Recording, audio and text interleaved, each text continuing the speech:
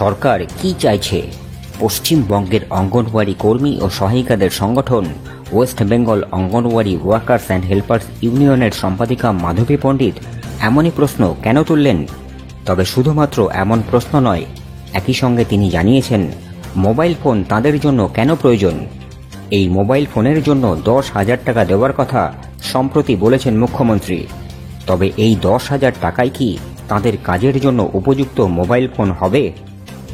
কেওয়াইসির কাজ কেন করতে চাইছেন না অঙ্গনওয়াড়ি কর্মীরা, অথচ তাদেরকে কেওয়াইসির কাজ করতে বাধ্য করানো হচ্ছে বলে অভিযোগ, এবং এর ফলে কোন ধরনের পরিস্থিতির সম্মুখীন তাদের হতে হচ্ছে? অনেক মা ও শিশু কেন পরিষেবা থেকে বঞ্চিত হবেন এমন আশঙ্কায় তারা রয়েছেন। শুধুমাত্র পশ্চিমবঙ্গ নয়, দেশ জুড়ে কেন কেওয়াইসির বিষয়টি নিয়ে লাগাতার আন্দোলনে থাকতে চাইছেন অঙ্গনওয়াড়ি কর্মীরা? ন্যূনতম মজুরি কেন 26,000 টাকা দেওয়ার কথা তাঁরা বলছেন?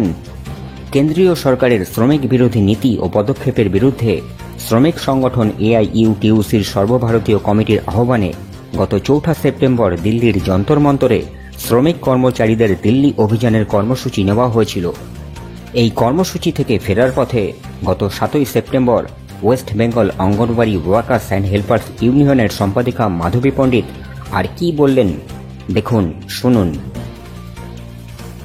West Bengal anganwadi workers and helpers union লাগাতার আন্দোলন চালিয়ে যাচ্ছে। বর্তমান যে পোষণ ফেটার এসেছিল আপনারা জানেন 2021 সালে, পোষণ ফেটার আসার আগে মাননীয় মুখ্যমন্ত্রী তিনি ঘোষণা করেছিলেন যে মোবাইল দেয়া হবে। 8,000 টাকার মোবাইল চলে গেছে, পরে আবার 10,000 টাকা এসেছিল, সে মোবাইলও দেয়া হয়নি। পরবর্তী আবার ঘোষণা করেছেন তিনি মোবাইল দেবেন, কিন্তু মোবাইল না দিয়ে এই পোষণ ফেটারের কাজ করতে করতে আমার অনেক কর্মীরা তাদের প্রাণ হারিয়েছে, তারা অসুস্থ হয়ে পড়েছে, পঙ্গু হয়ে পড়েছে। আমরা দাবি করেছি যে সমস্ত দিদিরা কর্মরত অবস্থায় মারা গিয়েছে তাদের জন্য 5 লক্ষ টাকা দিতে হবে। আমরা এই রিটায়ারের পরে 5 লক্ষ টাকা অনেক আন্দোলন, অনেক লড়াই করে দাবিটা আদায় করেছি।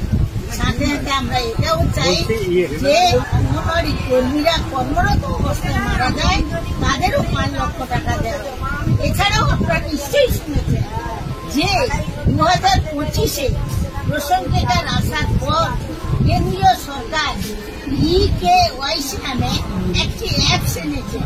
এই অ্যাপসে আমাদের যে কর্মীরা যে ফোন নিয়ে কাজ করতেন সেই কোনো কাজ হচ্ছে না। সেই কারণে আমাদের আগে সিম কার্ড সহ রিচার্জ সহ আমাদের পরিষেবা দিতে হবে পোষণ ফেটারের সমস্ত মোবাইলে, তাহলে আমরা এই কেওয়াইসি কাজ করব। কিন্তু বর্তমান সরকার সহ সিডিপিও, ডিপিও এবং সুপারভাইজার দিদিরা কর্মীদের উপরে এমন ভাবে অন্যায় অবিচার করছেন, অকথ্য অত্যাচার করছেন, তাদের বাধ্য হয়ে কেওয়াইসি করতে হচ্ছে। এই কেওয়াইসি করতে গিয়ে আমার উত্তর 24 পরগনা একজন অঙ্গনওয়াড়ি কর্মী তিনি মারা গেছেন। দক্ষিণ 24 পরগনা একজন দিদি স্ট্রোক হয়ে গেছেন। এইরকম সারা রাজ্যে বিভিন্ন জায়গায় অঙ্গনওয়াড়ি কর্মীরা তারা অসুস্থ হয়ে পড়ছে। এছাড়া আপনারা জানেন 1975 সালে এই যে স্কিমটি তৈরি হয়েছিল, এই স্কিমের উদ্দেশ্য ছিল সরকারের যে মা শিশুদের পরিষেবা দেওয়ার জন্য। কিন্তু বর্তমান সরকার কেওয়াইসি আনার ফলে এখানে কিন্তু মা শিশুরা পরিষেবা পাচ্ছে না, বরঞ্চ অনেক মা শিশুরা তারা বঞ্চিত হবে। কারণ এই পোষণ ফেটার অ্যাপসের ভিতরে যে আধার কার্ড এবং মোবাইল কার্ডের অ্যাড্রেস ছিল, এটা অনেক পরিষেবা যারা নেয় শিশু এবং মা তাদের নেই। তারা তাদের সিম কার্ড হারিয়ে ফেলেছে, ফেলে দিয়েছে। অনেক বাবা মা তারা বিদেশে চলে গেছে, দাদু ঠাকুমার কাছে তাদের শিশুদের রেখে গেছে। তাহলে এখন তাদের কেওয়াইসি ছাড়া ফেস ক্যান্সার তাদের নিতে হচ্ছে, না হলে তারা এই খাদ্য থেকে বঞ্চিত হবে। তাহলে বর্তমান সরকার কি চাইছে? যে মা শিশুদের পরিষেবা দেওয়ার চাইতে তারা যাতে অপুষ্টি দূরীকরণ হয়ে গেছে এই ভাবনাটা নিয়েই তারা আজকে নিতে এসে নিয়েছে। আমরা West Bengal anganwadi workers and helpers union আমরা চাই মা শিশুকে বঞ্চিত করতে না, তাই আমরা লাগাতার আন্দোলন করে যাচ্ছি। এই অ্যাপসটি আসার আগে মোবাইল দেওয়া হোক, তার যা যা পরিকাঠামো দরকার সবটাই দেওয়া হোক, তাহলে নিশ্চয়ই আমরা ইতিহাসিক কাজ করব।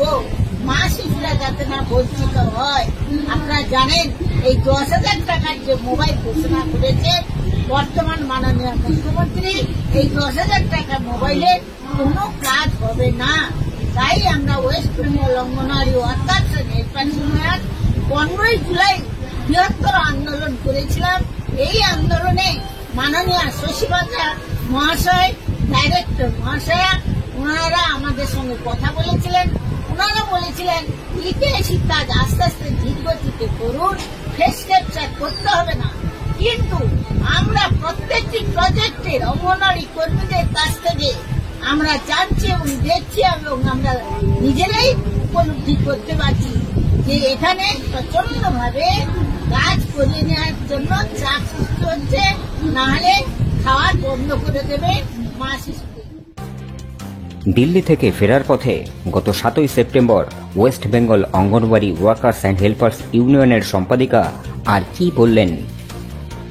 এই কারণে আমরা লাগাতার আন্দোলন চাইছি। সারা রাজ্যে নয়, সারা ভারতবর্ষের অঙ্গনওয়াড়ি কর্মীরা এই ইপিআইসি নিয়ে লাগাতার আন্দোলন করতে রয়েছে এবং তাদের ন্যূনতম মজুরি 26,000 টাকা যাতে দেওয়া হয়। একজন অঙ্গনওয়াড়ি কর্মী তাদের রাতের ঘুম কেড়ে নেওয়া হয়েছে, তাদের নির্দেশ শিশুদেরকে দেখা যায় না। তাহলে বর্তমান সরকার ঘোষণা করেছিলেন যারা শ্রমিক তাদের ন্যূনতম 26,000 টাকা দিতে হবে। তাই আমরা চাই আমাদের অঙ্গনওয়াড়ি কর্মীদের ন্যূনতম 26,000 টাকা দেওয়া হোক। না দেওয়া হোক পর্যন্ত আমরা কিন্তু বৃহত্তর আন্দোলনে যাব, লাগাতার আন্দোলন করব, অবস্থান ধর্নায় বসবো।